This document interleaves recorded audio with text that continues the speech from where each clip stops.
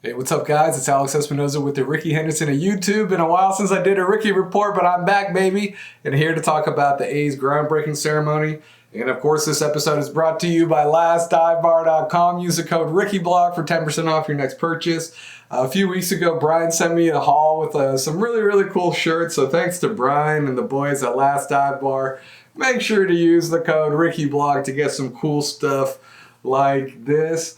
And then also, they've come out with some cool new Raimondi Park designs, so make sure to check that out.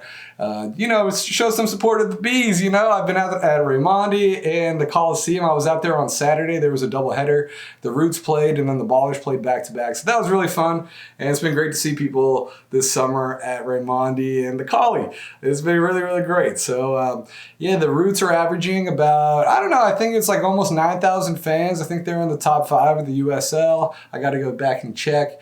And the Bees have already reached the playoffs, so the Bees will definitely be in the playoffs. And good vibes are at Raimondi. Good times. Good. I really do love Raimondi. There's something cool and just like super homely and like chill there. I really like it. So, but of course, the main topic of today's Ricky Report is the groundbreaking ceremony and just kind of updates since then in the past month or. It's been 5 weeks now since the groundbreaking ceremony back on June 23rd. So I'm going to do a quick recap on that, then dive into some financial stuff, some construction updates, and then just some kind of closing thoughts about this whole process. So, as Steve Hill told us actually back in May, the A's actually broke ground in April. So there was some weird, there was some weird kind of stuff heading into this June 23rd groundbreaking, even though the A's were like, oh, we already broke ground. This is more of a celebration.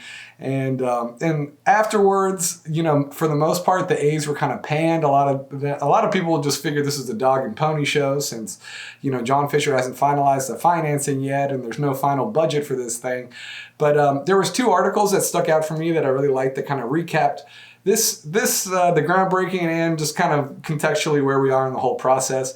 There's a former Oakland A's fan named Brian Cantrell. He's written a lot of in-depth, Twitter threads and personal blogs, but he wrote a really cool piece kind of laying out all of Fisher's missteps. And same with David Langle of The Guardian. And I thought that was interesting because, The Guardian is out of the UK. I believe Langle is a New York-based writer, but the fact that this was getting some ink over in the UK, reaching an international audience, I thought was interesting. So make sure to go check out those 2 links. I'll be dropping those links and all the other appropriate links down below. So on to the actual ceremony. Back on June 23rd again, and it started off with a little green carpet ceremony, and A's cast host Chris Townsend just kind of interviewed some folks as they were walking in on the green carpet, and we got this little moment from former Oakland A's legend Dave Stewart, Oakland native Dave Stewart. He was there at the ceremony, and Townsend asked him, what it would feel like to see his jersey get retired up in the rafters here in Las Vegas, and this is what Stu had to say. I don't mean this in a bad way. I'd much rather see it in Oakland. Yeah. You're not alone, Stu. I think a lot of fans here in the Bay Area feel the same way, So Stu was part of a small alumni contingent that also featured Raleigh Fingers and Dallas Braden. And Braden was actually MC for this event. And I thought that was a really interesting subplot that kind of, happened out of this whole thing because, a couple days before the ceremony, Braden sent out this tweet. It was kind of a cryptic tweet of like a peace sign and green and gold hearts. And a lot of people thought, oh, maybe Braden is resigning or walking away. He's had enough of this A stuff. But actually, it was the other way. It was actually, I think he was bracing for the fact that he knew that once people started seeing him participating in the groundbreaking a couple days later, that he was going to maybe lose some fans, lose some followers, some diehard Oakland supporters along the way. So this is, so as these clips were going out, some folks were quick to call him a sellout. Others voiced their support for Braden. And afterwards, he wrote this long, kind of heartfelt Twitter post. He said, "Just the thought of being in a position to help grow the game of baseball is one I still have trouble wrapping my head around at times. It is an honor and responsibility I am fully aware of and appreciate deeply. It is not without tears, many of them happy, as well as some heartache when I think about my evolution from fan to player and now broadcaster, especially with it being all for just one team, the A's. And then I'm not going to read the whole thing, but then later on he also said, I'm not the government, so I can't control the weather. Seasons change. As they do, so do the opportunities to continue to grow the greatest game on earth, not only in our community, but everywhere. So obviously I can't speak for Braden, but having interviewed him a few times and just, getting to know him over the past 15 years or whatever, here and there, just at the ballpark, I think I understand where he's coming from, he's been really open about his journey, about how, like when he was in high school, he's, kind of going down the wrong path, not really going down to school, just kind of getting in trouble, seeing what's out there. And just this dream of Major League Baseball kind of kept him on track. Gave him something to work towards. And then, of course, he achieved that dream. He pitched the perfect game, which is always going to be part of baseball history, and really cemented himself in A's lore, And now since he's retired, he's really become a huge force in the baseball podcasting space as well with his Baseball is Dead podcast. And of course, he's been on the A's color commentator now, microphone for a few years. And at this point, I think, he has the chance to be the next Ray Fosse, like former player who went to the broadcast booth, who was really kind of your window into the franchise, And, I think he would argue that MLB was literally a lifeline for him. Now it's providing a living for him and his family. So he's got a couple of young girls. So, if they were to tell him like Braden, we're actually relocating to the moon, he'd be like, okay, let me go get my red paint and my paintbrush and let me go paint this thing like a baseball. Like this dude just loves the sport. He loves baseball. Even if it took him to Vegas, he knew that it's going to rub some people the wrong way, but he's never been one to listen to detractors anyway. So he's going to do his own thing. And it's funny just about this news cycle. It's like people just kind of forget about stuff after a few days anyways. So, there's only 30 of these jobs and he has one of them. He's living out his dream job. So I guess, I understand where he's coming from. We're all processing this differently. Of course, I'm not going to follow them to Sacramento or Vegas, but, some people are. And if you're getting paid to do it, of course, you're going to have incentive to do it. So I thought, Braden's involvement in this thing was a really big, the kind of subplot of this whole thing. And then we also heard from Mark Bedane, A's president Mark Bedane, and one of his quotes kind of stuck in my craw. And here he is kind of defending John Fisher and his family kind of throughout this whole process. The Fisher family has taken a lot. And what do you think this is going to mean for them when this building goes up and they open in 2028? It's going to be a great moment for the family. They have taken a lot. They've taken a lot of unfair abuse. And when you get to know John and Laura and the rest of the family, they're just generous, caring, wonderful, authentic people. Similar to my last employer, they're not in it for the money. I think people make that mistake. They're doing this for the right reasons. They're doing this to create something special. So, obviously, Bedane, he's the team president. He's going to defend his employer and everything publicly, but you could definitely say money has always been a factor for Fisher here. I always remember back in 2020 when he was the only owner in Major League Baseball who wasn't willing to pay his minor leaguers $400 a week during the height of the pandemic. At a time when he was worth over $2 billion. And, of course, the only reason they're in Sacramento now is because of TV contracts, revenue sharing, blah, blah, blah. Money, they don't spend on their own players. Money is definitely a factor for the Fishers here. And as far as unfair abuse, it's been over 20 years since they've been trying to get this stadium done. They ripped the team out of Oakland by choice after 57 years and really, kind of crapped on their fans on the way out, decimated the fan base. Like, he's going to get a lot of criticism here. This is a very public position that he's in when you're a Major League Baseball owner, and so many people care about the franchise. So there's going to be a lot of criticism. And if they think it's unfair abuse, all right, I guess that's in the eye of the beholder. And anyways, like a lot of the head honchos were there, including Fisher, Manfred, Governor Joe Lombardo, some other local politicians. They're all patting each other on the back. And then we heard from Fisher, and of course, he tries to play the victim. To my friends and my family, who are over there, who've had to, I don't want to use the word suffer because suffer is negative. What's the positive? Enjoyed the process that we've been through to get us where we are today. Thank you. I love you guys. So it's like, dude, come on. You've been striking out for 20 years trying to get this thing done. Of course, him and Lou Wolf bought the franchise in 2005. Their first stab at it was the Coliseum North plan, where they had way exorbitant asks for the city. It was kind of dead on arrival. Then they shifted their focus over to Fremont. They even had a press conference in 2007. Bud Selig was there and everything. That, of course, never panned out. And then they shifted their focus to San Jose. That never worked out. Then the city of Oakland tried to put together a big proposal, a Coliseum City proposal. The A's said, no, we don't want to do that. We don't want to collaborate. So that died basically right away.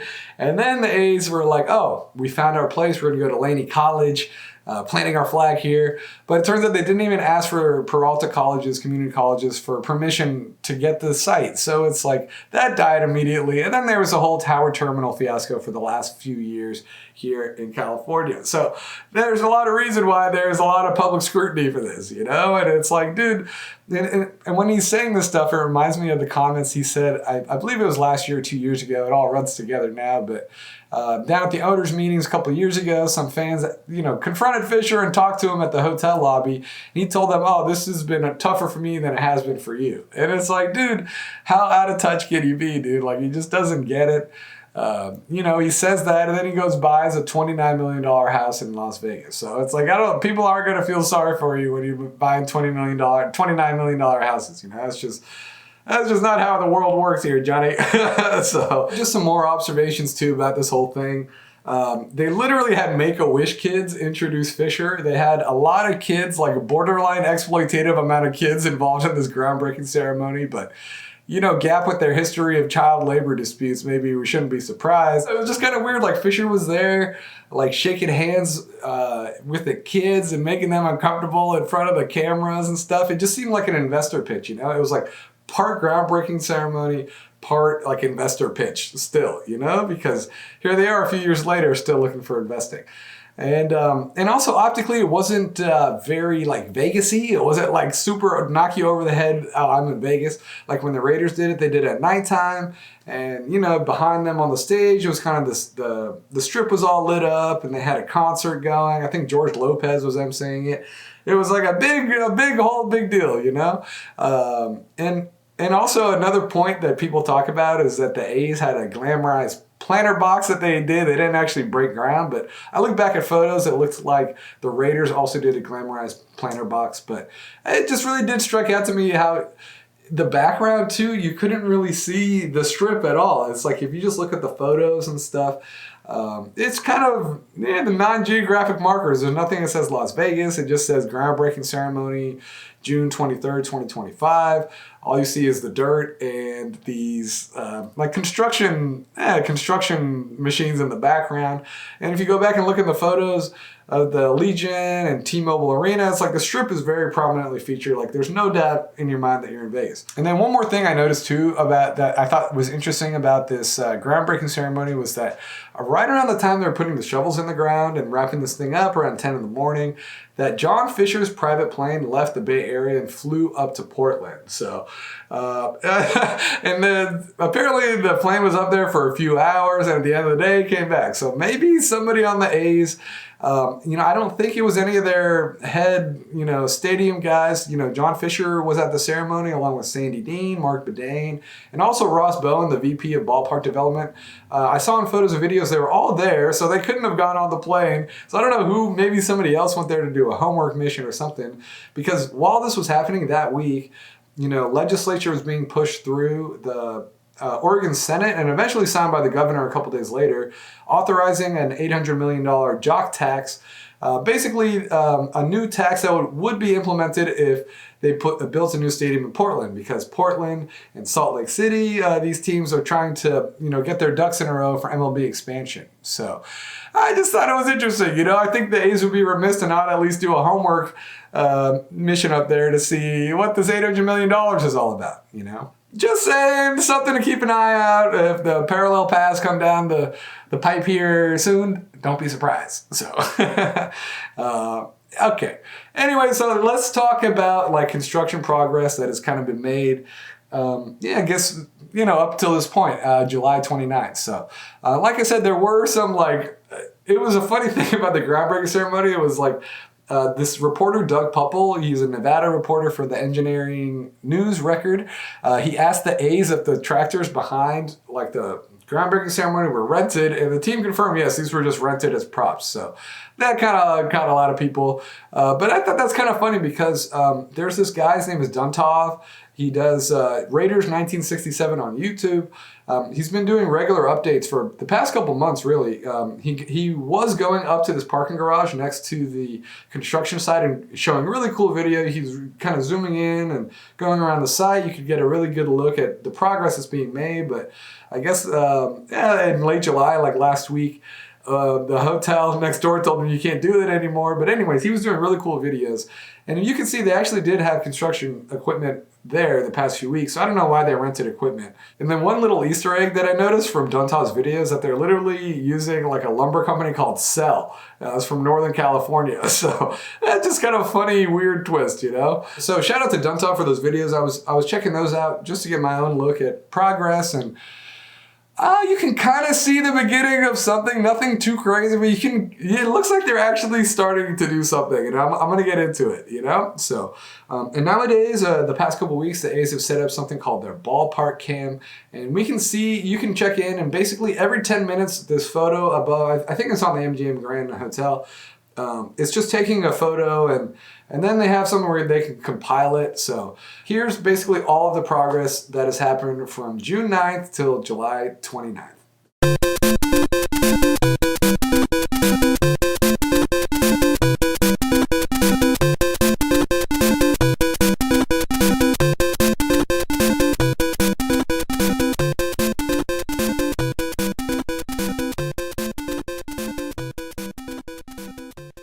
So a lot of people have kind of been making fun of this, saying they're just building big sand castles and stuff like that. But I think if you kind of look at it, you can see, so I think it's more helpful to do kind of like a before and after. They have this little swipe function on the website. So here you can see how it used to be. And then, of course, you can see how it is now.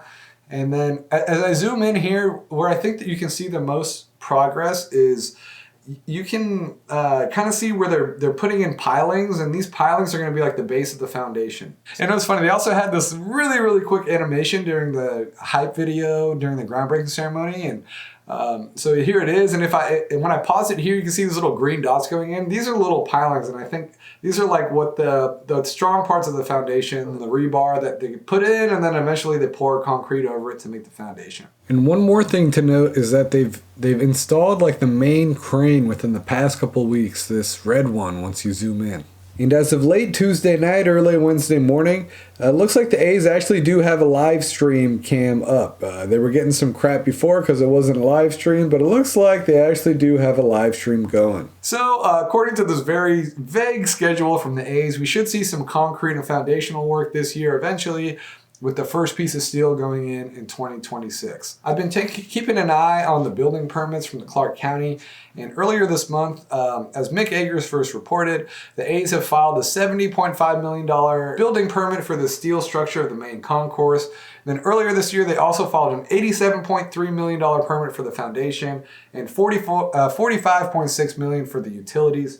And again, I believe GLPI is chipping in on some site upgrades and just infrastructure to make this thing happen. So I don't know who's paying for what, but so far that's almost $200 million worth of construction permit, valuations. So it certainly looks like they are going ahead with this thing, despite all the skepticism out there. But there was also a disagreement that was passed by Clark County that basically is a get out of jail free card for the A's. And it says if they abandon this project, all they have to do is pay Clark County about $3.7 million, clean up the site, and they can get out. You know, that's just out there. I guess that's part of the contract situation for the most part. So that's what kind of construction is looking like with the permits and everything. And then Mortensen McCarthy, which is the main, the lead general contractor for this whole thing, they are still in the middle of doing their whole subcontractor bidding process. And it looks like in August, they're going to be holding another community meeting to bring all the subcontractors together and talk about everything. On their website, they have like a public procurement schedule. You can kind of take a look and see where the progress is with everything. And they started this last year, like gathering bids, picking the winning bids to get this thing done. And as you can see, they've done a bunch last year and this year. And then if you keep on scrolling down here, you see they still are going to be accepting a lot more bids in late September. So they're definitely still within the subcontracting bidding part of this process. And I was thinking, man, are they doing this? Like, how do they have groundbreaking? They don't have subcontracting. They don't have a development agreement in place. They don't have a final budget for this thing. But I went back and looked, and for the Raiders timeline, they had the groundbreaking ceremony, and then it was like 4 or 5 months later, they came out with the final development agreement, the final budget for this thing. So looks like the A's are still kind of within the point of reason here, even though it looks totally convoluted from my point of view. So why is there so much doubt about this thing? Well, the biggest reason is because of the financials. Fisher, like I said, has notoriously been a cheapskate. And like I'm going to explain here, I think he might eventually be on the hook for like 1.6, perhaps $1.7 billion to this thing, unless he can find some outside investors. And of course, 2 years later, still looking for outside investors. And it's funny, they still don't really know the price tag for this thing. It started out at $1.5 billion in 2023. And then it was bumped up to $1.75 billion. And then afterwards, somebody asked Fisher if it's going to realistically cost about $2 billion. And he said, quote, thereabouts. So he said thereabouts. So he's not really firm on the price for this thing, but let's just call it $2 billion for now. So, if he doesn't, have a final price tag for this thing, he hasn't really put the money in yet, there's going to be doubts. So, and he also said, yes, they're still looking for local investors. Again, they're still pitching local investors despite, this tweet from, Dave Cavill at the Vegas Golden Knights game was in 2021. So here we are 4 years later since the A's made their intentions known, and they still can't find any biters from Las Vegas. I don't know what that says about Fisher and his team, but he said this to reporters afterwards, quote, "We have the ability to finance this all ourselves. When we were talking to fellow MLB team owners and Commissioner Rob Manfred, it was important to me that we have this opportunity to bring in local investors and other investors, as we've seen with teams all over the country. You have these sometimes consortiums of investors who have brought a lot of value." So I guess it's just still crazy to me that 2 to 4 years later, depending on how you look at it, 4 years since they openly started flirting, 2 years since they actually got this deal signed, they're still looking for local investors. I mean, I don't know if someone's going to change their mind, but you would think at this point, everybody knows at this point. We also got some news on the investment front since the groundbreaking ceremony. I guess according to the Korea Economic Daily, that former MLB pitcher Chan Ho Park and K-pop superstar Suga are leading a Korean investment group that is pitching in $70 million towards this thing. Hasn't been confirmed by the A's or anything, but that's the latest that we heard. So here's an updated look at the financials of this thing after the Korean investment, or at least reported Korean investment. Of course, we had the $1.1 billion from the Fisher family. That's just a verbal pledge at this point. $350 million in public money, $300 million in a construction loan from Goldman Sachs and U.S. Bank. And then also was reported a couple months ago was Aramark, the concessionaire, putting in $175 million, a mix of, I think they're going to build their own facilities, but also invest in the team. It's going to come to $175 million. Then the $70 million from the Korean investors, and that brings you just a hair shy of $2 billion.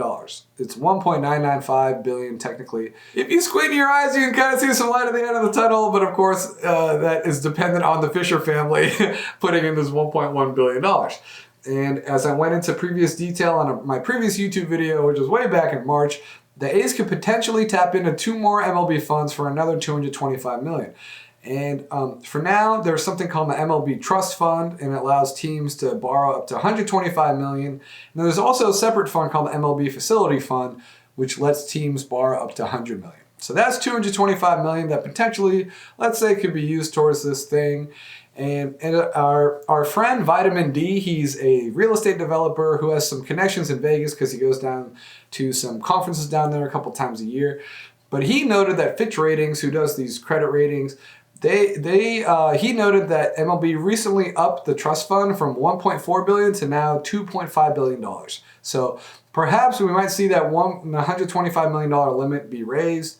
Of course, Fisher is on the executive committee of MLB now, so maybe he can tip his fingers on the scales for that. D also noted, he's a very intrepid reporter, D. He noticed that the A's have also set up something called the Athletics Facility Fund, LLC. So I definitely expect them to tap into these stadium funds at some point. So again, that would be another $225 million. And then, so, I mean, if you look at it, there's a possible way for them to get to $2.25 billion or in that range. And then, of course, there's the naming rights. Some people on Twitter have also pointed out that they could put the naming rights up for sale too. So maybe that'll get them another, 100 million or hundreds of millions. I don't know how much it would cost for a 20, 30-year deal, something like that. So, I mean, it really comes down, and then another thing too to consider is that if, they do access these loans from MLB and this construction loan, which they're already on the hook for, the Fishers would have to pay that back, So realistically, it could be like $1.6, $1.7 billion that the Fisher family would be on the hook for. So that is a lot of money for what it would essentially be a rental, because this stadium, of course, would be property of the Las Vegas Stadium Authority. So, within the past couple of months, we've also heard that Fisher is going to sell the Earthquakes, and I believe he's, if not the full owner, he's like really close to being the full owner, and they're reportedly worth about $600 million. But what's interesting about that is that Fisher confirmed after the fact that he is not going to be using the sale money from the Earthquakes to finance this ballpark. So they're looking at them as two separate transactions. So basically, all that to say, we're all just waiting on Fisher to put his money where his mouth is, because as stipulated in SB1, they have to put their money in irrevocable, or at least show some irrevocable credit that this whole thing is going to be paid for, So we're just waiting on the big deposit. I've seen some people speculate online that the Fisher family could be using security-backed lines of credit to get up to their $1.1 billion. There's going to be a lot of borrowed money and rich people tricks to use to make this happen. And security-backed lines of credit are something that people have been suggesting. And I looked it up, and it looks like you can put up your stock as collateral to get money from banks, stuff like that. And then, of course, and then I guess a big benefit of this is you only have to pay the interest. So that's huge, and then at the end, you can just do one big lump sum payment when you get all the money back. So for rich people, that sounds like a great deal, I would think, And I think it's worth noting that a few months ago, I looked, and the Fisher brothers moved 81 million shares of Gap stock from one account to another. So hey, maybe they can, I don't know if they didn't sell it, but they moved it. So maybe they were setting it up to get these security-backed lines of credit. I have no idea. Just looking into things too far, speculating. But that's just kind of what my spidey senses are telling me, So because those 81 million shares would be worth about 1.6, 1.7, who knows, billion dollars right now. So another thing about this too, in order for the A's to unlock the public funds that they want, they have to put in the first $100 million for this project. So it's kind of like they have to put in money first before they get money. And I believe that's how it works for the transferable tax credits and the other money that they get down the line. So I looked into that a little bit, and I looked back at the most recent Las Vegas Stadium Authority meeting. Nowadays, they're just having quarterly meetings. They were doing them once a month, but now it's just quarterly. And so the most recent one was on May 22nd, and that was kind of weird too, because I was waiting for about 3 weeks for the video to be posted, and then it finally wasn't posted. So I emailed Clark County. I said, hey, are you guys going to post this thing? And they're like, oh, we don't post videos for them. Which is weird, because literally every Stadium Authority meeting since 2017 had a video on the Clark County website. So after a little bit of back and forth, a couple days later, they did post a video. I posted the whole thing on my YouTube channel if you want to check it out. For the most part, it was pretty boring stuff. They just talked about a lot of the budget forecasting for next year. But I guess there was a couple of interesting things that they talked about with the public money. And of course, just a little refresher, they're expecting to get about $380 million public funds, potentially about $120 million from Clark County, $180 million from Nevada in transferable tax credits that will be dispersed in $36 million chunks, and then $25 million for infrastructure. So then I guess, so that gives them the $325 million in public money. And if you look at this 2026 column over there, you can kind of see how they're breaking it down. So they're budgeting that the A's are going to start, getting this money down. Of course, that would mean that the A's would start putting money in. So, but again, Ed Finger, the guy, I believe is the CFO for Las Vegas Stadium Authority. He also noted that this is not hard and fast. This is more just kind of built in just in case that it does go through. Because as it sounds like here, maybe we won't be seeing this deposit during this next fiscal year. Maybe it'll fall to the 26-27 fiscal year, which is kind of crazy. But here's what Finger said about the A's and that they might not put in the deposit this upcoming fiscal year.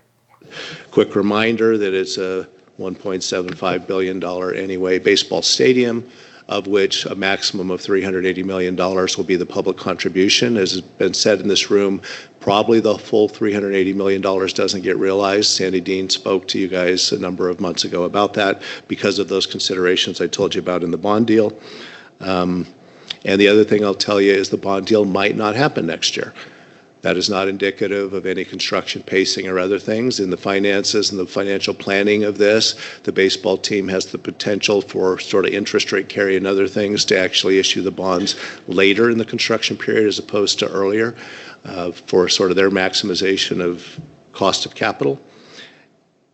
That is in the public's interest. The private dollars getting spent in front of the public dollars is a protection that was actually built into the law, and this exceeds those requirements. I thought that was interesting, and it sounds like the Stadium Authority is in no rush on this thing, and they're really trusting Fisher to just get his ducks in a row and try to, get that money together, and it sounds like they trust him. So I also wanted to go into some factors that are going against the A's here that I think, just some market factors that I think are going against the A's here. First of all, it's just Trump's tariff policy is just wholly unpredictable. For now, I think it was in early June, they doubled the tariffs on steel and aluminum to 50%. So it used to be 25%, now it's 50% on all tariffs, steel imports. And according to the Review Journal, the A's are planning on importing a lot of steel from Japan for this. So definitely going to make this thing more expensive. And the tariffs have also directly affected the Fisher family's GAPs, the value of their GAP stock. After the most recent earnings call, the shares dipped from $28 to about $21, so like about a 25% dip pretty much immediately, just because the tariffs are impacting their profit margins, and it sounds like substantially. So as I record this now, it's still hovering about $20, so yeah, I mean, that's a 25% dip in all those stocks for the Fisher family. So that's definitely I don't know, probably hundreds of millions of dollars worth of net worth that was just wiped out because of those tariffs. So that's one thing I think is working against them. A second factor is the interest rates. Because the Fed has gone a couple meetings without cutting the interest rate, the benchmark rate, and a lot of people speculated they'd be cutting all year, but it really hasn't reached expectations. And Trump has really been trying to get them to cut, but I guess they're not. And of course, with all the borrowed money that's going to be used on this thing, any quarter of a percentage point could mean tens of millions, if not hundreds, probably tens of millions of dollars for Fishers down the road. So another factor I think kind of working against the A's here is the fact that they're trying to do business with Bally's. Of course, Tropicana Hotel used to sit on a 35-acre lot. The A's have been allotted 9 of those acres for free, while Bally's is supposed to redevelop the other 26 acres around it. But, Bally's has really kind of been struggling lately. They've canceled their previous 2 earnings calls, which is never good. As we saw in their most recent filing, they're $3.4 billion in debt. They have about $200 million in cash. And revenue was down about 5% year over year in Q1. So Fitch Ratings, who does all these credit ratings, kind of keeps an eye on all these companies and everything, they're warning that Bally's credit rating could be downgraded again. And right now, they're already in very precarious territory. As you see on this diagram here, they're at a B-, which means that it is, quote, highly speculative with high credit risk. And with this article, with this most recent thing that Fitch is saying, they're warning that they're probably going to keep going down. So you don't want to be getting lower than that, but it looks like that's where they're headed. And and it's worth noting that Bally's chairman Sue Kim was not at the groundbreaking ceremony, but Bally's was represented by President George Papineer. And I guess Howard Stutz of the Nevada Independent asked if Bally's is going to be doing anything, and Papineer just said, "Oh, we'll be updating our plans," but that was it. He didn't really have a major update. So it's been a really rough year for Bally's financially. Their stock has dropped more than 50% in the last 12 months. Of course, in October, the A's and Bally's submitted joint plans for their site. But immediately Bally's chairman Soo Kim came out and said, these renderings are not real renderings. So I think they were just doing an A's a solid and just filing something just so they could get the wheels in motion on this bad boy. But there is a recent development in New York with Bally's as well. It's that on Tuesday, July 15th, New York City Council struck down a rezoning application for Bally's. They were trying to put in a $4 billion casino development at a golf course in the Bronx. And I guess they bought the golf course from Trump for $60 million in 2023. And I guess there's some kind of Trump politics involved in this because when they bought this thing from Trump, it came with a condition that if Bally's did get a gaming license for the casino, that Trump would get $150 million afterwards. You know, if Bally's was able to get the gaming license, that Trump would get another $150 million. So Soo Kim in May, he was telling reporters, oh, we're just getting penalized because we're doing business with Trump. If this deal goes through, you know, New York just doesn't want to deal with Trump. So I have no idea. So right now, over the past few years, it seems like Bally's has been taking a very aggressive strategy despite their very shaky financial footing. Looks like they're in a mode of kind of acquiring stuff and trying to keep it alive, but they're not really constructing things. They're more buying things that already exist. However, they are trying to put in a massive development in Chicago. So they're trying to put in this $1.7 billion thing in Chicago. That's like their main focus. They're even going to do an IPO coming up here to raise money for that, but I don't know. So I don't know if like the fact that this New York project got wiped out, because as it stood before, it was like, you know, Chicago was their main thing, I believe, and then New York was their next big project they were working on, and then it was Vegas. So I think now that New York has been, you know, kind of kicked aside, maybe that Vegas will, you know, become their second biggest new project that they're doing on, and maybe whatever that $4 billion they had allotted towards New York can go to Vegas. I'm not sure how that's all going to affect it, but definitely going to have some sort of impact on this, I would think. And then one more thing about Bally's that I noticed after I recorded this whole video, a few hours later, I was just doing a little more research. I saw that GLPI had a conference call a few days ago, and they talked a lot about Bally's. And again, GLPI is actually the landlord of the Tropicana lot. And they're also underwriting most of the Chicago project that Bally's is doing. And they got a lot of questions about Bally's. And they also got a direct one about Las Vegas. And I thought it was interesting how it started and how it ended, because it sounded like nobody wanted to take the question initially. And at the end, after saying a bunch of, you know, they got to say positive stuff like, oh, it's going to be great. They also say, we're not going to jump off any bridges. So to me, it sounds like nobody knows what's going to happen with Bally's in that 26 acres. You've obviously covered a lot of territory here, but I just wanted to ask you one question on the development of the ballpark in Las Vegas. Is there any kind of update there, and maybe any change around your thinking in terms of your commitment to you know, the Bally's kind of casino hotel that I guess eventually will be built there as well? There's a lot of finger pointing at the table here as to who wants to take that. Well, we have an answer. Brandon, we'll look at you.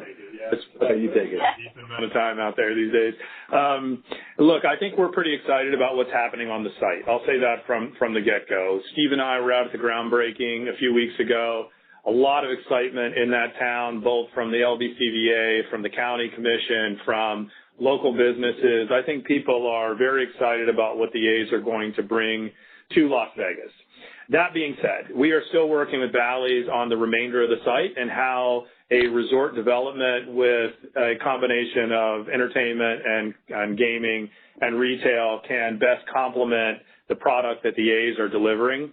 And I think Bally's is coming close to a more final product there. I know that they've shared that both with us and with various politicians there in Las Vegas, and everyone is pretty excited about what they're seeing. As it relates to our future investment in the site, as you know, we've committed $175 million, 50 of which we have spent through the demolition. 125 remains. We are committed to funding that $125 million. Where it goes in the site is up for some negotiation, because there's something we'd like to own for the $125 million. There are a lot of different opportunities. And I think as we see the full financing of the site and the build out of the site and the amenities and the third-party vendors that are coming in, there is an opportunity for us to invest more into that site. Whether or not we capitalize on that opportunity will depend on what the opportunity is, how the financing of that property shapes up. And at that time, we'll figure out whether or not more investment in that property by us makes sense for us and for Bally's, quite frankly. Bally's needs to decide how they want to fund and finance that site. And if they don't need any more capital from us, that's fine too. But I think overall, there's a lot of excitement about that site and what it will bring to that corner in Las Vegas. Yeah, we I think, did a good thing in connecting Bally's with the Marnell organization, who have done a terrific job of planning out the balance of the site. But I think Brandon's correct. What happens next is going to be in Bally's court, and we stand by, encouraging, but the final script has not been written. Great, thank you. Maybe suffice it to say, we're not going to do anything stupid. We're not going to jump off any bridges. That's reassuring. For right now, it looks like the A's, but if Bally's ever does figure this out, I think it's going to be way after the A's ever get this stadium done. Kind of weird. So, might just be the stadium surrounded by a dirt lot if it ever gets done. So, my last closing thoughts, I mean, this is the most I've ever believed that the A's are actually going to get this thing done. I'm still very skeptical that Fisher and his family are willing to put in $1.6 or $1.7 billion into this thing because, stadiums, they depreciate over time. They usually have, like a 30, 40-year lifespan, and the A's won't even own this. So it's like if there's like a concert there, I think the stadium authority would get the money and not the A's. It's like, the Giants, they own Oracle Park. So I think every time they have a concert there, like Joe Lacob, he owns Chase Center. So every time they have a show there, they get money. It's like a moneymaker for them, but it wouldn't be that situation with the A's. So it's like they would be putting in a crap ton of money for this thing that would essentially be a long-term rental for them, So in some ways, I do see the progress. I mean, $200 million worth of construction, permits filed. I don't know if that, I don't know how that means with like the money being invested or anything, but the fact that $200 million worth of permits have been filed, they've done the construction pilings, they had the groundbreaking ceremony, and I don't know, even like the Vegas patches and all the Vegas stuff on the walls, it would just be like a whole bunch of stuff of eggs. Just be like a whole bunch of egg on the face, But I also think there's some sort of dark force at play here, and I really do think it's kind of like the ghost of Bud Selig, I think he stepped down in 2015, and I'm sure he thought by then he was going to have the stadium thing figured out, because it's really been an ongoing saga. The A's started in earnest, I believe, 2000, kind of looking at new stadiums, And whenever I think of Bud Selig, I always think about this clip from 2001. When there was I think it was like a TV station from DC asking him about 2-team markets and stuff like that. And and just check out what he said about the A's and the Giants in the Bay Area. I watched 32 years ago the Kansas City A's move to Oakland.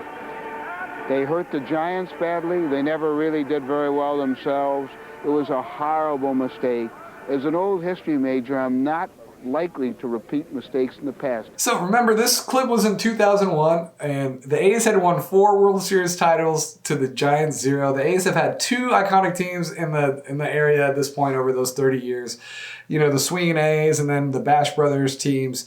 And at this point, 2001, of course, Bonds was there, and they had the new Oracle Park. But the Giants, the A's they had a better history and more tradition, I think, I mean, nowadays you can see, the Giants, they've won those 3 titles, and they have all this money from the ballpark and everything, and now they're the Bay Area's team. But I really think that was a lot of it, It's like Selig made this a directive to Manfred, dude, get this thing figured out. And of course, Manfred, he is on track to retire in 2029, so he probably doesn't want to leave this for his successor too, He wants to get this done, probably, and then just let his successor deal with expansion, is what I'm thinking. So I guess just to wrap it up, I've been really a major skeptic and a hater on John Fisher throughout this whole process, just after seeing me at cold feet after the past 20 years and everything, but this looks like the most progress they've made. But I guess my biggest hang-up is that the Fisher family have not made this big deposit, or at least that's what we've heard of, showing that they yes, are for sure going to pay for this thing and get it done. Because, again, they would probably be on the hook for about $1.6, $1.7 billion for this whole thing. Again, a lot of their families tied up in Gap, but again, they have a lot of private money that we don't know about, like Sansom Partners, probably a whole bunch of real estate, all this stuff that we don't know about, But really, Fisher is finding himself in now or never time, because they have the ceremony and they're doing all these permits. Like, it seems like it's going through. So if it doesn't get done, it would all fall at his feet, But again, they can abandon this project for just a slap on the wrist of $3.7 million. So, but then again, we also have failed stadiums. I mean, if you look at Sacramento, there's like a concrete foundation for an old ballpark there. In Vegas, there was the All-Net Arena that never got done, and then you still see the 2 towers of Skyview that were never built. So, hey, who knows? But this is the most I've seen the A's actually. This is the most I believe that the A's, if I've ever believed in the A's, it's now, but I'm still probably not going to shut up until I hear about Fisher making this big deposit, and that it's really going to go down, because until you put your money where your mouth is, there's still going to be all these questions, So, all right, if you made it this far, thank you so much for listening. I'm Alex Espinoza with the Ricky Henderson YouTube. Make sure to use the code RickyBlog at lasteyebrow.com. Check out these sweet shirts that they got. And check out their new Raimondi Park collection that they got going on. lasteyebrow.com. Use the code RickyBlog, all right? Thanks a lot for listening. See y'all soon at Raimondi or the Coliseum. All right.